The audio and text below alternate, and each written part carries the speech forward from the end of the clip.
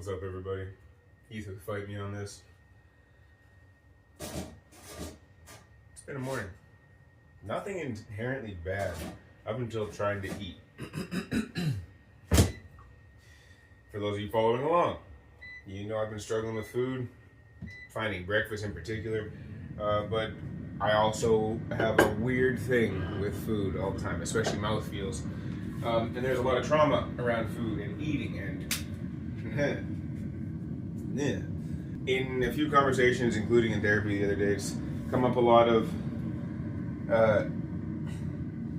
I still and always will and have since the beginning of this mission and will till the day this mission takes me off this planet, have a hard time in sharing the hard, the ugly, all the time. I want to share joy, and I do. I want to share happiness, and I do. But it's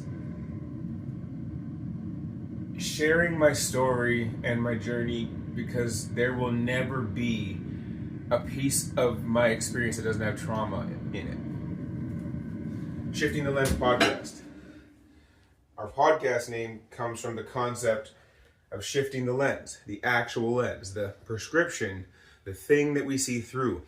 But the frames themselves, no, those don't get changed. Those stay trauma for me. When triggers come up all the fucking time, no matter how much healing work I do, there will always be landmines and there will always be triggers, and this is the life of people with trauma, but it was really the life of childhood trauma survivors.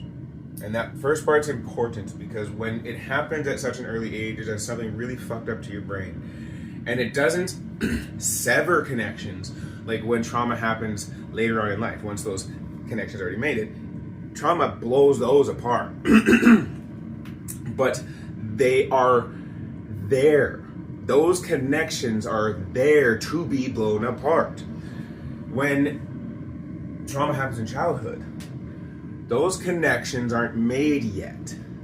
So what happens is, instead of having to work on blowing the connections apart, the trauma, the thing, is what wires the connection. So when something brings back an experience, it's not just that experience that is brought up. There is real-time emotion, feeling, yuck going on because of that wiring that is there. Therapies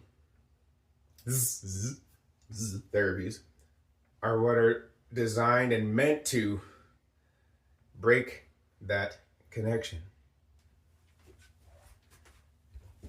so you can rewire new ones. But there will always be that connection there, that little bit of thing from over there.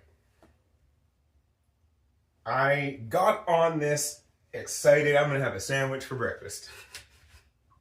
Fuck it, let me do. Where am I at? I need a plate. Where the fuck is this? Why did I do that? You're funny as hell. I went to make a sandwich this morning. I did. I haven't made myself a sandwich in a long time, but made a sandwich from memory. I'm not a big mustard guy. Put mustard on it, mayo, microgreen arugula, because I can't do lettuce still, but arugula tastes like pepper, and that is enough for my brain. A bunch of deli meat and white bread. I'm excited. I get downstairs. I bite into this bitch, and the moment my teeth connect through the sandwich, I knew it. I knew I had landed on something I was not fucking expecting. I was immediately vaulted back to like 7 or 8. Not a fun time for me. But now in this state of, I'm trying to chew through the sandwich and I'm trying to fight going back to these spaces where I don't want to be there. I'm trying to reason with just chewing this. It's just food. Like, it is still, by definition, just food. It is just food. It's just food. You got to get it down. Chew it, chew it, chew it. Get it down. You got to chew it. You got to chew it. And you're staring at it. You don't want to waste the food because you also know that. That's not good. You're not in this economy, please. And plus, like, we don't waste food. And so like, I don't want to. And I don't have anything to say to Jill except for, are you hungry? I don't want to tell her where I'm at. I just need her to be hungry. I need my partner to be hungry so that I don't have to explain this. I need, in that moment, my partner to be hungry so that she can just take the sandwich and just be happy that I just couldn't eat it all. It's just like, But little Ethan knows that there's a bite missing out of this sandwich. And if I try to ask Jill if she's hungry, she's going to ask me why I'm not. So there's a cry for help in this real-time ask for, are you hungry, baby? Because one of me needs help right now.